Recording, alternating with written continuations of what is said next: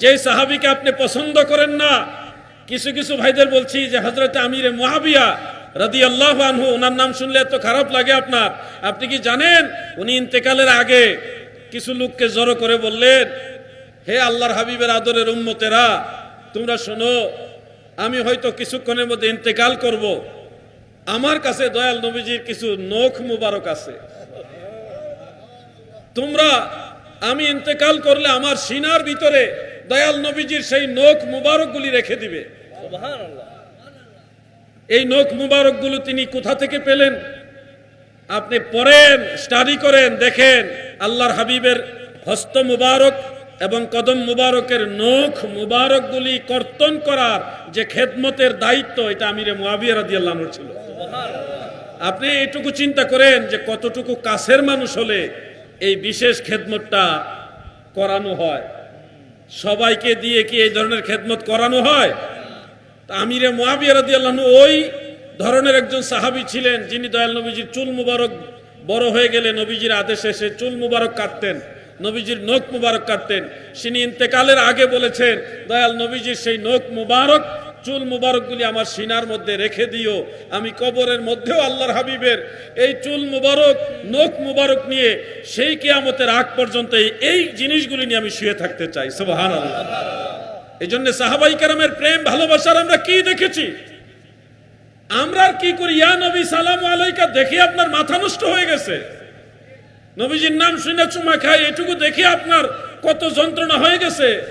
আপনি যদি সাহাবাই কেরামের প্রেম দেখতেন, মুসলিম শরীফের মধ্যে উল্লেখ, রাসূল আকরাম সাল্লাল্লাহু আলাইহি ওয়া আলিহি ওয়াসাল্লাম যখন হজের কাজ শেষ করলেন, নবীজির চুল মুবারকগুলি হলক করলেন, কামিয়ে ফেললেন, তখন সাহাবাই কেরাম একজন আরেকজনকে এই বাহু মুবারক দিয়ে একজন আরেকজন ধাক্কা দিয়ে বলে, ভাই আমাকে সুযোগ দাও, আরেকজনকে আমাকে সুযোগ দাও। মানে নবীজির একটা চুল মুবারক নেওয়ার জন্য সবাই পাগল পারা হয়ে গেছে। সুবহানাল্লাহ। দয়াল নবী তুমি গুণমণি,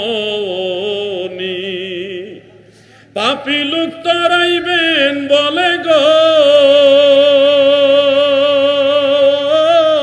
নবী, পাক কোরআনেতে শুনি গো নবী,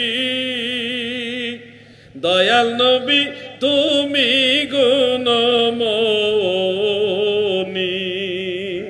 ও যুবক ভাই শোনো, তোমার কাছে আশ্চর্য মনে হবে, ধর্মের যে বিশেষ কিছু আবেগের জায়গা, এগুলি তোমরা বাস্তবে অনুধাবন করনি, এই কারণে তোমার কাছে এগুলি একটু অবাস্তবই মনে হবে।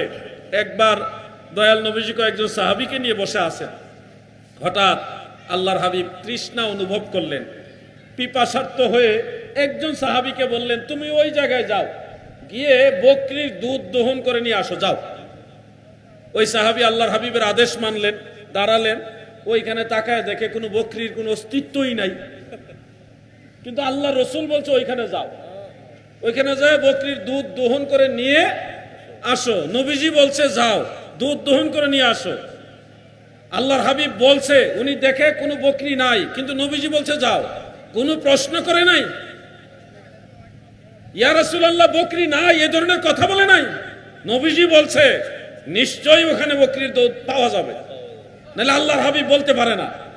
তিনি ওই ঈমান নিয়ে চলে গেছে, কোথায় বকরি, কোনো বকরি নাই সেখানে।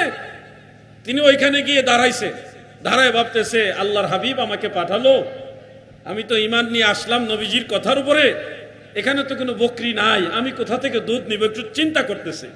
আল্লাহ তাআলার অশেষ দয়া, পরক্ষণেই তিনার পিছন দিক থেকে একটা বকরির গুরগুর গুরগুর করে একটা আওয়াজ শুনতে পাইলেন। অলৌকিক ভাবে পিছন দিকে তাকায় দেখে দুধওয়ালা বকরি এখানে এসে হাজির হয়ে গেছে।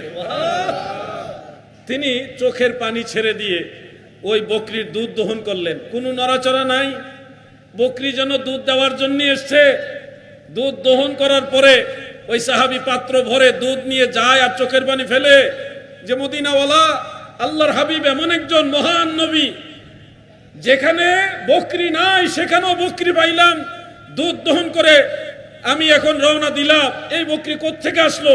তিনি যাচ্ছে আর ভাবতেছে, পিছন দিকে তাকায়া দেখে যে বকরিটা দেখি, এখন তাকায় দেখে বকরি নাই, বকরি কোথায় যেন চলে গেছে। তিনি চোখের পানি সহকারে আল্লাহর হাবিবের কদম মোবারকে আসলেন। দয়াল নবীজি সহ সাহাবায়ে কেরাম সবাই সেই দুধ পান করে তৃষ্ণা নিবারণ করলেন। আচ্ছা, আপনাদের কাছে শুনে মনে হবে এগুলি অবৈজ্ঞানিক, এগুলি অসম্ভব, কারণ এই জগতে আপনি যান নাই, এই জগতে আপনি যান নাই। আপনি কয়জন বুজুর্গ আল্লাহর ওলির কাছে গেছেন? ওলি আল্লাহদের দরবারে গেলে কিছু সিমটম পাবেন, কিছু নিদর্শন পাবেন মদিনাওয়ালার দরবারে, তাহলে ওটা বিশ্বাস হবে খুব সহজে। জীবনে কোনো ওলি আল্লাহর দরবারে আপনি যান নাই, কোন পীর বুজুর্গের সোহবতে যান নাই, আপনার কাছে মনে হবে এগুলি মনে হয় মনোরঞ্জনের জন্য বলা হয়, ধর্মের দিকে মানুষকে ডাকার জন্য, এগুলি অবাস্তব কথা, এরকম মনে হবে।